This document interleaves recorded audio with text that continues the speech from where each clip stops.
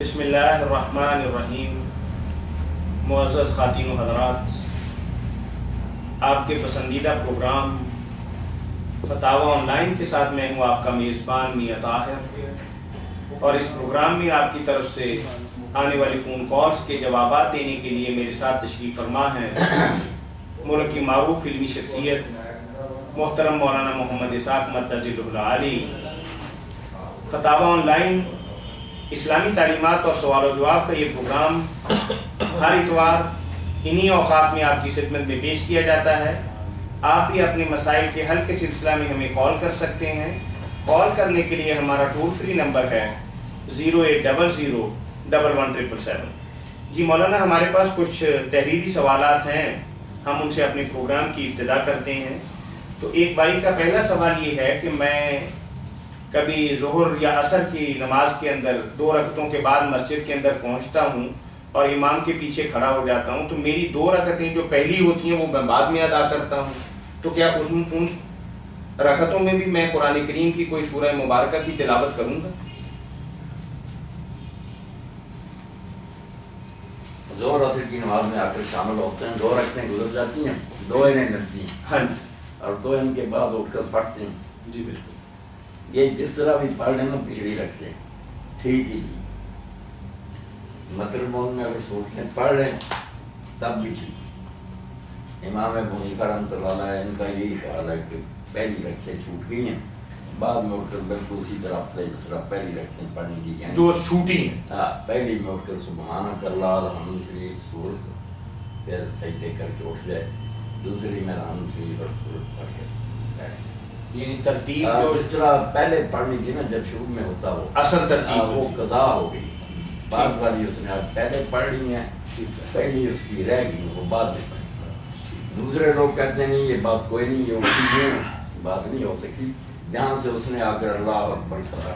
اگر وہ تکبیر تحریمہ نہیں تو اس کی نماز ہی نہیں شروع ہوئی، اور اگر تکبیر تحریمہ تو وہ آدمی ہو، اس لیے اس کی پہلی رکھتے ہیں وہی ہے جو نماز کی حالت میں پڑھ، اس میں کچھ پڑھا یا نہیں پڑھا یہ لاجیکلی بات، 1-2 نمبر اس کو ملے۔ اب تیسری چوتھی جو ہے نا وہ صرف الحمد للہ پڑھے اور کچھ۔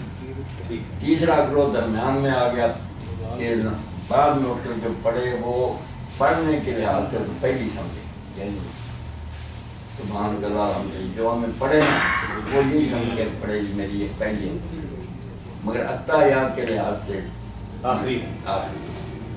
مگر اس مسئلے کو اتنے رکھنے کا کہ کوئی بات نہ یا نہیں ہے وہ مانو درمیان والی بات ٹھیک تھی جو آپ نے فرمائی ہے کہ جہاں سے اللہ اکبر کا وہ اس کی نمبر 1، آگے 2 3 4 سیدھا چلتا جائے، پریشان ہونے کی۔ جزاکم اللہ احسن الجزا۔ بات واضح ہوگی کہ اگر کسی بھائی کی ظہر یا عصر کی 2 رکعتیں رہ گئی ہوں اور تیسری اور چوتھی کے اندر آ کے شامل ہوا ہو تو یہی سمجھے کہ جس میں شامل ہوا ہے وہ اس کی پہلی ہے، امام کی بے شک تیسری یا چوتھی یا دوسری ہو، آپ کی پہلی ہوگی۔ یہی بات آپ نے فرمائی نا، جزاکم اللہ احسن الجزا۔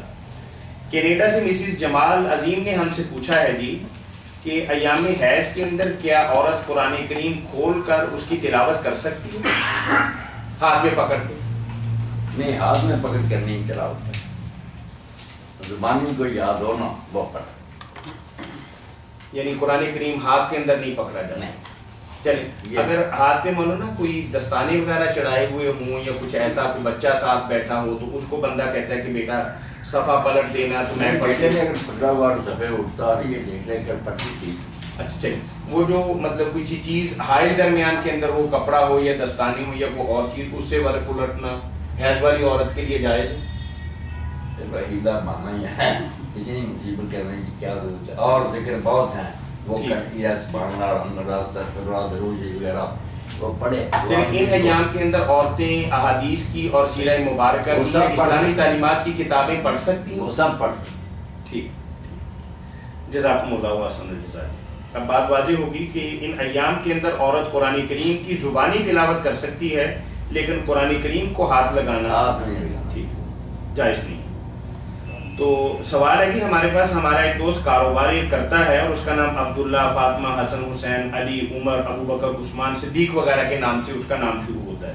تو بھائی کہہ رہے ہیں کہ اگر وہ وزٹنگ کارڈ بناتا ہے تو جب اس کا وقت یا ضرورت ختم ہو جاتی ہے تو ہم ان چیزوں کو زمین پہ پھینک دیتے ہیں، تو اس سے ان اسلامی ناموں کی بے حرمتی نہیں ہوتی؟ تو اگر آدمی اس کی بجائے ایم ایس لکھ لے محمد صدیق اور ابو بکر کی جگہ اے زیڈ بنا لے کہ ابو بکر ذوالفقار وغیرہ، تو کیا ہے زیادہ بہتر نہیں؟ کر لے ایسے جتنا ہو سکے نا، یعنی اے ڈی اللہ دیتا بنا لے بجائے اللہ دیتا، بچنا چاہیے، نیک ہے ارادہ اس کا، لیکن اس سے مولانا مقصد پورا نہیں ہوتا، کیونکہ آپ کسی ادارے کے اندر جاتے ہیں تو آپ اپنا نام کہتے ہیں کہ میرا نام اے ڈی ہے، تو اس کے شناختی کارڈ کے اوپر اللہ دیتا لکھا ہوتا ہے۔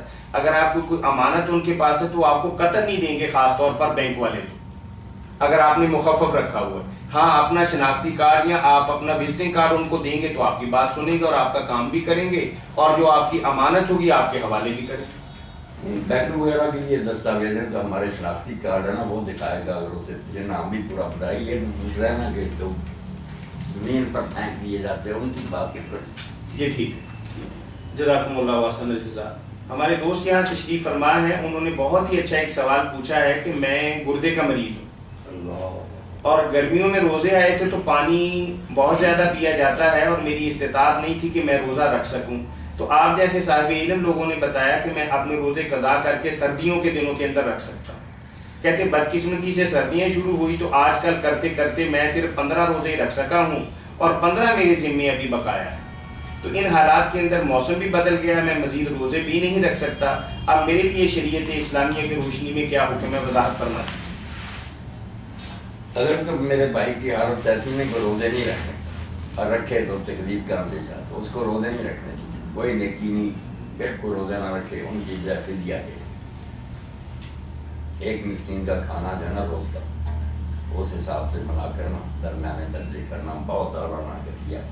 اس کا کوئی مزید کفارہ بھی ہوگا، کیونکہ وہ کچھ ان کی سستی کی وجہ سے ایسا ہوا ہے کہ موسم تو بہت اچھا تھا 4-5 مہینے، لیکن یہ سوچ کے کہ یار 10 دن ٹھہر جائیں اگلی شادی کے بعد یا فلاں رسم کے بعد، یا کوئی بات نہیں میں ابھی رکھ لوں گا، ایسے سستی کی وجہ سے لیٹ کرتے گئے۔ نہیں سستی کیا، دین میں جا دیجیے نا، اگلا رمضان آنے تک اس کو ٹھیک ہی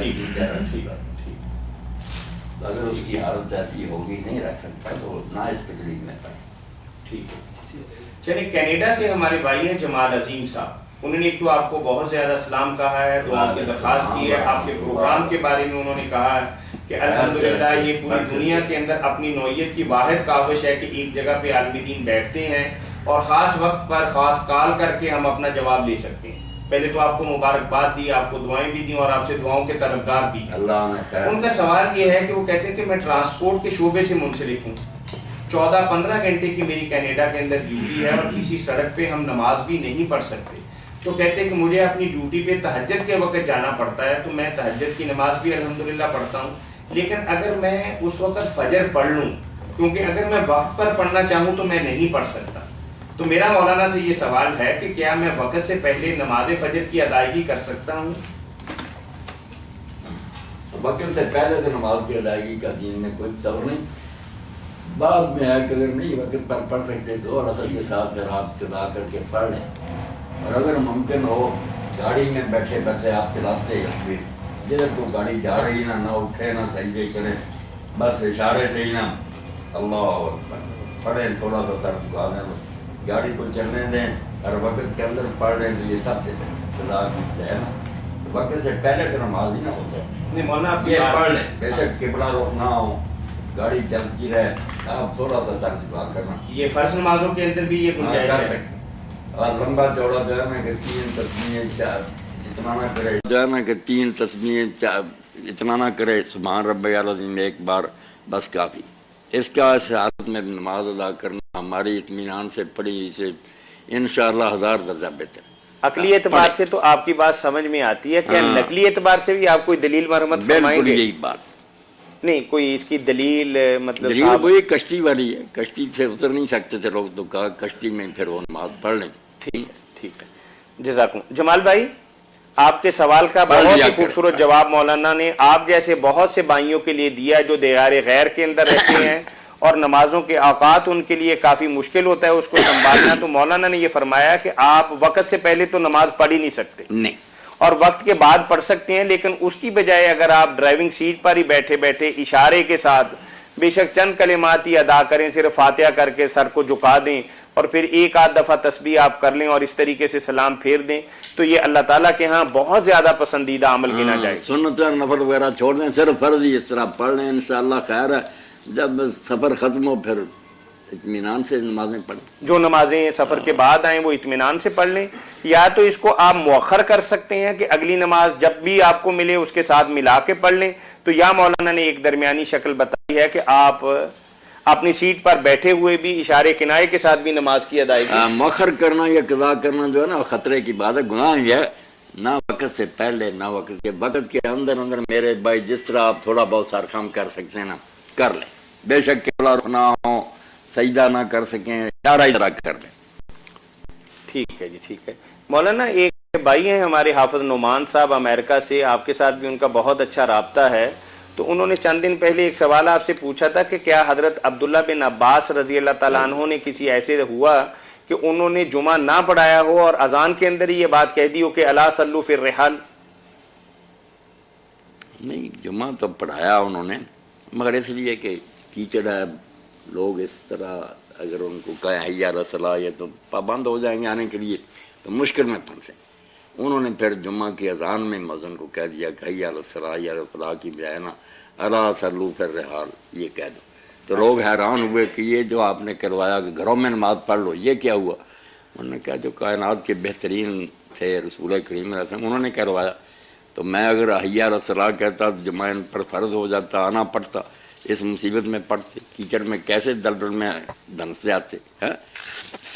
یہ صحیح بخاری سب کتاب میں، یعنی صحیح بخاری میں یہ روایت ہے۔ اچھا، تو ایسا بھی ہوا تھا کہ اس دن انہوں نے جمعہ اور عصر کی نماز کو ملا کے پڑھایا ہو؟ نہیں، یہ نہیں ذکر اس میں، آپ تو آئے تھے نا مسجد میں، تھوڑے سے بندے تھے کے ساتھ پڑھ لیا۔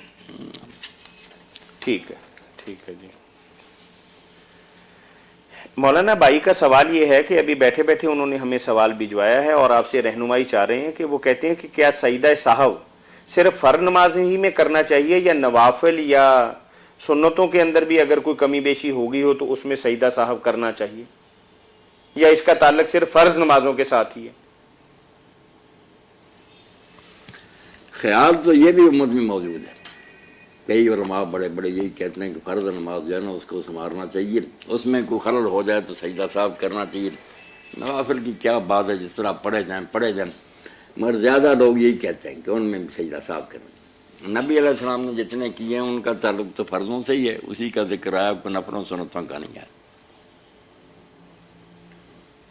ٹھیک ہے، جزاکم اللہ۔ یعنی آپ کیا فرماتے ہیں کہ سنتوں اور نوافل کے ساتھ بھی ہمیں سجدہ صاحب کرنا چاہیے، یا وہی جو موقف ہے کہ صرف اس کا تعلق فرض نماز کے ساتھ ہے آپ بھی اسی کے قائل ہیں؟ کوئی کر رہے تو اس کو ہم گناہ گار بھی نہیں کریں گے، اگر کوئی نہیں کرتا تو اس کو بھی نہیں کہیں گے کہ اس کی نماز نہ اکثر ہے، فرضوں کی فکر کریں گے۔ ٹھیک ہے جی، ٹھیک ہے، جزاکم اللہ احسن الجزا۔ مولانا آپ نے پردے کے حوالے سے ایک سوال کیا تھا، دبئی سے ہمیں سوال آیا، اور ایک تو انہوں نے آپ کو بہت زیادہ سلام کہا اور پھر ساتھ آپ کے پروگرام کے حوالے سے بھی 2-3 باتیں کہی ہیں، تو ان کا سوال یہ ہے کہ آپ نے یہ فرمایا کہ محارم سے جو پردہ ہے نا وہ ناف سے لے کر گھٹنے تک ہے۔ بالکل۔ انہوں نے کہا کہ اگر ہماری عورتیں ہمارے گھروں کے اندر اس طریقے سے وہ رہیں گی تو پھر ہم کہاں جائیں گے؟ نہیں، اس کا مطلب یہ نہیں کہ عورتیں اسی طرح رہیں، یہ تو بات جو سمجھتا ہے اس کی درست نہیں سمجھ ہے۔ ٹھیک ہے، یہ صرف جواز کی بات ہے کہ اگر گھر میں کام کرتے وقت بازو ننگے ہو جائیں، پنڈلیاں ہو جائیں، گلا ننگا ہو، تو آخری حد یہ ہے کہ محرم عورتیں جو ہے نا وہ اپنے محرم رشتہ داروں کے سامنے ناف سے گھٹنوں تک ڈھانکیں، اس سے زیادہ کوئی حصہ ننگا ہو جائے کی ضرور سے، باقی اس کو حد بنانا اور اسی طرح رہنا یہ تو بالکل وقار کے اور شرافت کے خلاف بات، اور ان کی ٹھیک ہے بات کہ اگر عادی ہو جائیں گے ایسا تو پھر باہر بھی بے پردگی شروع ہو جائے گی، یا گھر کے اندر ہی وہ بندہ کہتا ہے کہ ہم تو بڑے پریشان ہو جائیں گے کہ وہ نہیں دین پہ عمل بھی کر رہی ہیں اور ہمیں تنگ بھی کر نہیں، رہی اس ہیں۔ کو روٹین نہیں بنانا کوئی عادت ہے، بس کام کاج میں اگر سر ننگا ہو گیا یا گردن وغیرہ اس طرح یہ باقی تو آخری حد اس کی جو ہے ناف سے گھٹنے تک تو ضرور چھپاؤنا۔ ٹھیک ہے جی، ٹھیک ہے، جزاکم اللہ احسن الجزا جی۔ مولانا ہمارے دوست ہیں یہاں، انہوں نے سوال کیا ہے کہ امام جلال الدین سیوطی اپنی کتاب تاریخ الخلفاء میں ایک حدیث لائے ہیں کہ حضور نبی کریم صلی اللہ علیہ وسلم نے فرمایا کہ میری امت میں 12 امام ہوں گے اور وہ کلہم سید اور قریش ہوں گے، مگر شومی قسمت کہ کئی لوگ ائمہ اہل بیت کے نام کے ساتھ امام تو نہیں لگاتے جبکہ دوسرے لوگوں کے ساتھ امام کا لفظ استعمال کرتے ہیں، جیسے امام ابو حنیفہ رحمۃ اللہ علیہ ہیں، امام مالک شافعی، امام ابن تیمیہ، امام مالک، یا کچھ اور لوگ ہیں کہ جو ان کے ساتھ یہ امام کا لفظ استعمال کرتے ہیں، جو حقیقی امام ہیں ان کے ساتھ امام کا لفظ استعمال نہیں کرتے۔ بھائی کا سوال یہ ہے۔ بھائی کا سوال جو ہے نا کہ آپ نے فرمایا دین غالب رہے گا اور اسلام اس وقت تک چلتا رہے گا جب تک اس امت میں 12 امیر یا خلیفے نہ ہو جائیں۔ امام تو نہیں، وہاں تو لفظ ہے امیر کا اور خلیفے کا۔ تو اب جو شیعہ حضرات کہتے ہیں کہ وہ 12 امام ہیں، یہ جو اہل بیت میں سے بڑے نیک اور صالح لوگ ہیں، ان میں سے امیر صرف حضرت علی ہوئے، ان کو حکومت ملی ہے، حضرت حسن کچھ مہینوں کے لیے ہوئے، اور امام جو ہیں مہدی وہ ہوں گے، باقی امیر نہیں ہو سکے۔ وہ قابل جتنے جی چاہے، مگر وہ علم کے امام ہیں، عمراء اور حکام نہیں بن سکے۔ حدیث میں تعلق جو بات ہے وہ حکام کی، حاکم۔ اب اس کے 2 معنی ہے، تو اس بارے میں بہت علماء میں پریشانی کہ وہ 12 کیا ہیں، کس طرح ہوں گے۔ دفتر لکھ لکھ کر لوگ تھک گئے، کیونکہ اگر سارے گنتے ہیں تو اب تک سینکڑوں سے زیادہ ہو چکے ہیں، اگر نیک گنتے ہیں تو حضرت حسن کے بعد نیک مل گئی، تو پھر کیا ہے اس کا پریشان۔ یہی وہ میرے بھائی کی بات شیعہ کہتے ہیں ہمارے جو ہیں ان کو یار تم میرے سنت بھی مانتے ہو، صالح نیک صالح ہیں مگر امیر نہیں بن سکے، حکومت نہیں ان کو ملی۔ تو کچھ لوگوں نے تو پھر کہا کہ لگاتار جتنے ہیں نا وہی ہیں، اس میں پھر یزید بھی آتا، یہ شیعہ حضرات پھر کہتے ہیں دیکھو تمہاری کتاب میں اس کو بھی شمار کیا۔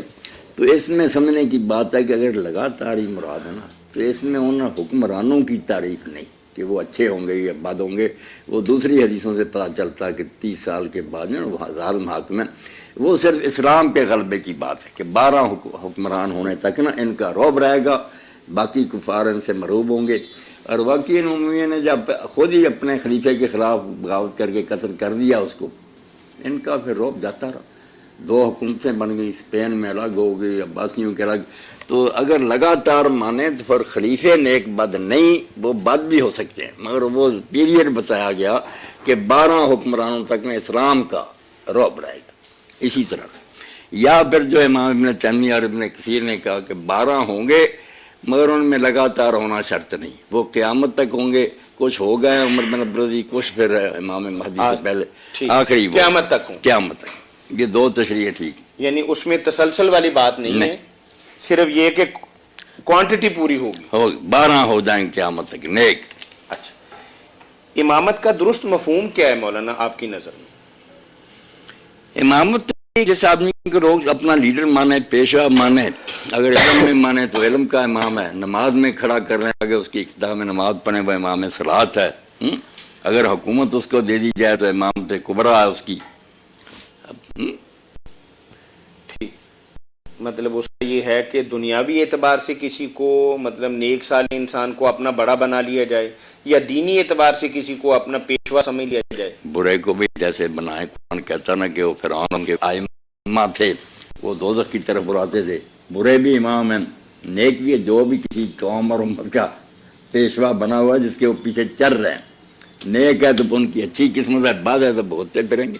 ٹھیک، جزاکم اللہ حسن الجزا۔ وَجَعَلْنَاهُمْ أَئِمَّةً يَهْدُونَ إِلَى بھائی کا سوال یہ ہے کہ کیا یہ بات صحیح ہے کہ ابن عباس رضی اللہ تعالیٰ عنہ اپنے کسی شاگرد کو یا مرید کو بچانے کے لیے اعتکاف سے باہر آ گئے تھے اور باہر نکل کے رو بھی پڑے تھے؟ نہیں، یہ میرے ذہن ایسی کوئی بات نہیں۔ ٹھیک ہے، حضرت حسن رضی اللہ عنہ کے بارے میں آج لکھا ہوا کہ ایک شخص آیا، یہ اعتکاف میں تھے تو اس کے ساتھ ہی اٹھ کر چلے گئے، تو کسی نے یاد دلایا کہ آپ تو اعتکاف میں، میں 30 دن مسجد نبوی میں اعتکاف کروں، اس سے بہتر ہے کسی حاجت مند کے ساتھ جاؤں اور اس کا وہ کام کرا دوں۔ ٹھیک ہے مولانا، ہمارے بھائی ہیں آدم قریشی، آدم قریشی یو کے میں رہتے ہیں، ماشاء وہ آپ سے پہلے بھی پوچھتے رہتے ہیں۔ ایک سوال ان کا پچھلے دنوں آیا بھی تھا جس کا آپ نے بہت ہی خوبصورت جواب دیا تھا کہ اللہ تعالیٰ نے ایک آدم کو پیدا کیا تھا یا نسل آدم کو ہی پیدا کیا تھا جو اتنی مخلوقات دنیا کے اندر پائی جاتی ہے؟ انہوں نے ایک جی آدم ایک ہی ہے، وہ آپ نے وضاحت فرما دی تھی 3 ہفتے پہلے۔ تو آج ان کا ایک اور ای میل کے ذریعے سوال ہمیں موصول ہوا ہے اور اس میں وہ فرماتے ہیں کہ 7 زمینیں اور 7 آسمان، اس کی ایک تھوڑی سی تفصیل بتا دیں کہ یہ کس اعتبار سے ہم 7 زمینیں شمار کریں گے اور کیسے ہم 7 آسمان شمار کریں گے؟ کہ ہم تو یہ کہتے ہیں کہ اللہ تعالیٰ آسمانوں میں ہے یا آسمان سے ہمیں رزق آتا ہے، تو پھر ہمیں کچھ تفصیلات تھوڑی سی آپ اس کی جو گنجلک سی ہے وہ بتانی پڑے گی کہ کس آسمان سے ایسا ہوتا ہے کہ اللہ کون سے آسمان پہ ہیں؟ اللہ کا تو کیا ہم بتائیں، ہم اس کے بارے میں کچھ بھی نہیں جانتے، بس یہی ہے کہ وہ ہے اور ہم اس کے بندے ہیں۔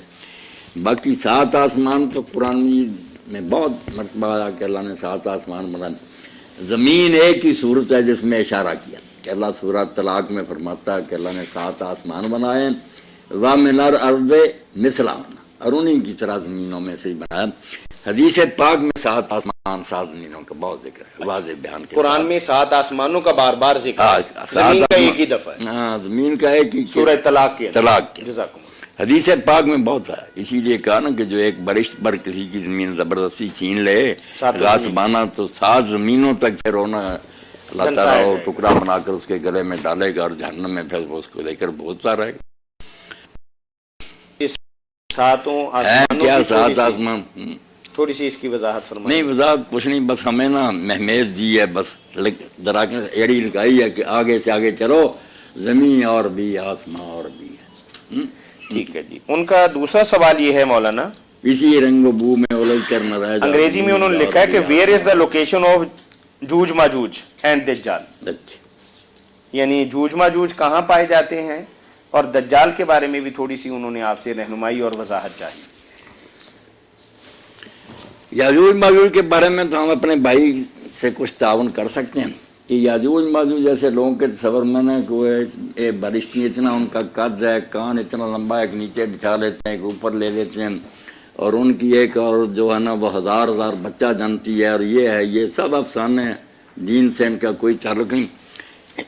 یہ یاجوج اور موجوج نوح علیہ السلام کے بیٹے یافس کے 2 بیٹے ہیں، پوتے ہیں نوح علیہ السلام کے، ان کی جو نسلیں ہیں نا وہ یاجوج ماجوج کی نسلیں۔ یہ نہ کوئی گالی ہے نہ کوئی برا لفظ ہے، یہ سارا وسط ایشیا جو ہے نا، تاشقند، بخارا، سمرقند، یہ ساری قومیں جتنی ہیں یہ انہی کی اولاد، یہ ایشیا جس کو یوکرائن، یہی ان کا علاقہ۔ انہی سے بچنے کے لیے لوگوں نے چاروں طرف سے نا پھر دیواریں بنائی ہوئی ہیں، کچھ گر گئی ہیں، کچھ اب بھی قائم ہیں۔ فسادی تھے، جب بھی زیادہ تعداد میں ہو جاتے تھے پھر یورپ کی طرف چلے جاتے، ہندوستان کی طرف آ جاتے۔ یہ آریہ وغیرہ بھی انہی کی شاخیں تھیں، مگر دوسرے علاقوں میں جا کر کچھ مہذب بن جاتے تھے۔ یاجوج ماجوج تو یہی قیامت سے پہلے نا ان کا بڑا فتنہ ہوگا، دوبارہ اٹھیں گے۔ یہ کیا کریں گے پھر؟ تباہی مچائیں گے۔ جیسے اب سوشلزم لوگوں نے بہت 70-80 سال ہے، اسی طرح کے فتنے پھر کھڑے کریں، علاقہ فتنوں کا، جب بھی انہیں موقع ملتا ہے نا۔ ٹھیک ہے، جزاکم اللہ احسن الجزا۔ فتاوی آن لائن اسلامی تعلیمات کا پروگرام ہر اتوار عصر تا مغرب آپ کی خدمت میں پیش کیا جاتا ہے۔ اس خوبصورت پروگرام میں جوابات دینے کے لیے حسب معمول تشریف فرما ہوتے ہیں ملک کی معروف علمی شخصیت، وحدت امت کے داعی محترم مولانا محمد اسحاق مدد ذلہ العالی۔ اسلامی تعلیمات اور سوال و جواب کا یہ پروگرام فتاوی آن لائن ہر اتوار عصر تا مغرب آپ کی خدمت میں پیش کیا جاتا ہے۔ آپ بھی اپنے مسائل کے حل کے سلسلہ میں ہمیں کال کر سکتے ہیں۔ کال کرنے کے لیے ہمارا ٹول فری نمبر ہے 0800-117777۔ یاد رہے کہ یہ پروگرام ہر اتوار عصر تا مغرب آپ کی خدمت میں پیش کیا جاتا ہے، اور آپ تحریری فتویٰ کے حصول کے سلسلہ میں بھی ہمارے ادارہ سے رابطہ کام کر سکتے ہیں، اور اس کا تحریری جواب بھی آپ کو دیا جاتا ہے۔ مولانا یہ بات آپ نے بتا دی کہ یوج ماجوج جو ہے یہ قرب قیامت کی نشانیوں میں سے ایک ہے، یا اس سے پہلے ان کا جو قصد ہے نا خروج، خروج سے لوگوں نے سمجھ لیا نا کہ وہ پنجرے میں باندھے وہاں سے نکلیں۔ خروج کا معنی نکلنا بھی ہے، شورش بھی ہے۔ جب لوگ باغی ہو جاتے ہیں حکومت کے خلاف تو اسے خروج ہی کہتے ہیں نا، کہ نکل آئے بازاروں میں آ گئے اور انہیں ہنگامے برپا کر دیے۔ فتنہ خروج ہے یاجوج و ماجوج ہے نا۔ ٹھیک ہے، اس سلسلہ میں میں نے ایک کتاب مجھے یاد آ رہی ہے، آپ بھی شاید اسی کی نشاندہی فرمائیں گے۔ مولانا ابوالکلام آزاد رحمۃ اللہ علیہ نے ایک کتاب لکھی ہے،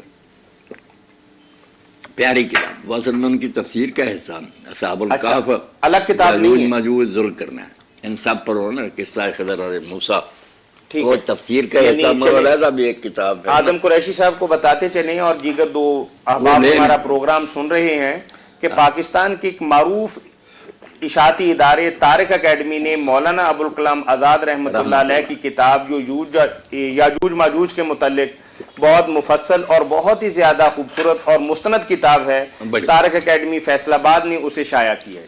مولانا اگر آپ اس کتاب کا مطالعہ کریں گے تو آپ کے ذہن کے اندر آنے والے بے شمار اشکالات جو ہیں الحمدللہ وہ حل ہو جائیں گے۔ اور آپ کے حوالوں سے انہوں نے ثابت جی کیا، ٹھیک ہے، بہت اچھا بتایا۔ یہ ہمارے پاس ایک تحریری سوال ہے مولانا، کیا یزید کے کہنے سے امام حسن مجتبیٰ کی بیوی جودہ بن اشعث نے آپ کو زہر دیا تھا؟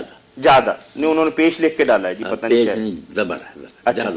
جادہ بنت اشعث نے آپ کو زہر دیا تھا تاکہ بعد میں تم سے شادی کر لوں گا، لیکن اس کے بعد بتا رہے ہیں کہ وہ مکر گیا۔ کیا واقعی ایسا ہوا تھا؟ اور جب ان کی قے آئی تو ان کے جگر کے ٹکڑے ان کے منہ کے راستے قے کی شکل کے اندر باہر نکلے تھے؟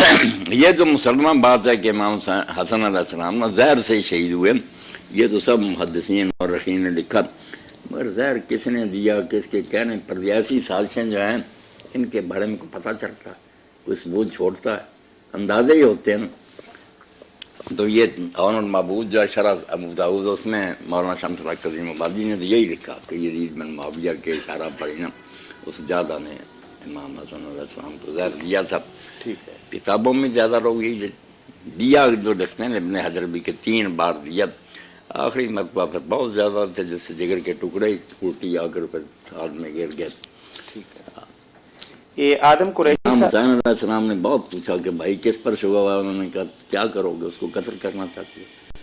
اگر وہی ہے جو میرا خیال ہے میں نے اللہ پر معاملہ چھوڑا، وہ بہترین کام دینے والا، اور اگر نہیں تو کیوں خام خواہ لوگوں کو قتل کرنا بس۔ ٹھیک ہے۔ یہ آدم قریشی صاحب کا تیسرا سوال ہے جو یو کے سے ہمیں جو میل کے ذریعے ملا ہے، what is the status of حدیث in which it is said علماء آف دس امہ are equal to prophet of بنی اسرائیل؟ یعنی وہ حدیث مبارکہ ہے نا کہ یعنی علماء امتی کا انبیاء بنی اسرائیل، ہاں بالکل، الفاظ عربی میں یہ پڑھے جاتے ہیں جی بالکل، اس کا ہی پوچھا ہے کہ وہ حدیث کس پائے کی ہے اور اس کی تھوڑی وضاحت بھی فرما دیں۔ آدم صاحب اللہ تعالیٰ آپ کو خوش رکھے، پایا اس کا کچھ نہیں، ایک تو ہوتا نا چلو کچھ کمزور ہو، نہیں کمزور بھی نہیں، یہ باطل اللہ صلی اللہ بالکل گھڑی ہوئی، اور کوئی اس کے گھڑنے والے کا بھی پتہ نہیں، کوئی سر پیر ہی نہیں۔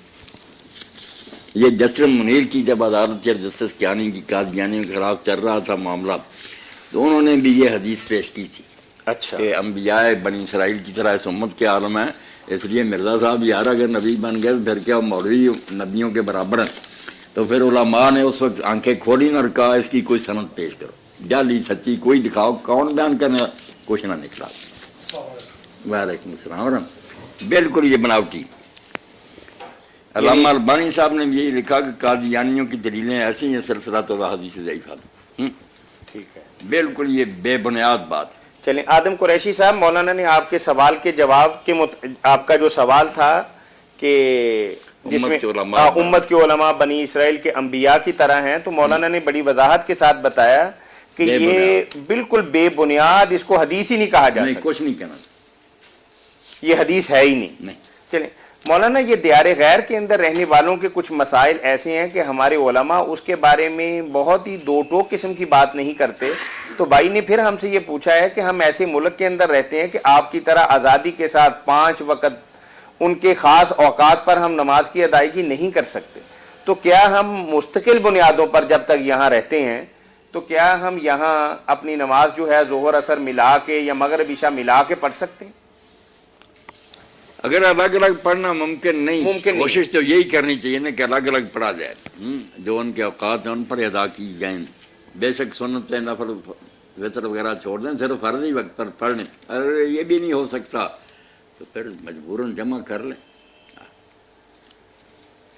مطلب اگر آپ ان کو جمع کرنے کی آزادی یا اجازت نہیں دیں گے تو وہ نماز چھوڑ دیں گے مولانا؟ نہیں، نماز وقت پر تو پڑھ نہیں سکتے، نماز نہیں چھوڑنی، جس طرح پڑھ سکتے ہیں پڑھیں، جمع کر کے پڑھ سکتے ہیں، اس طرح ہی پڑھیں، اچھا چھوڑیں نا نماز کا ترک کوئی۔ یعنی مولانا نے فرمایا کہ کوشش یہی کرنی چاہیے کہ ہر نماز کو اس کے وقت پر ادا کرنا چاہیے، اگر فرض محال آپ کو اس بات کی اجازت نہیں ملتی یا آپ کا ماحول اس کی اجازت نہیں دیتا تو آپ وقت ضرورت 2 نمازیں ملا کے بھی پڑھ سکتے ہیں۔ نماز کو ایک جمع کرنے کی ایک شکل ایسی ہے جس پر ساری امت متفق ہے، وہ مشکل بھی کر لینا کوئی بات نہیں، پھر حنفی بھی راضی ہیں سارے، وہ جمع سوری کہ دیکھنے میں جمع ہے۔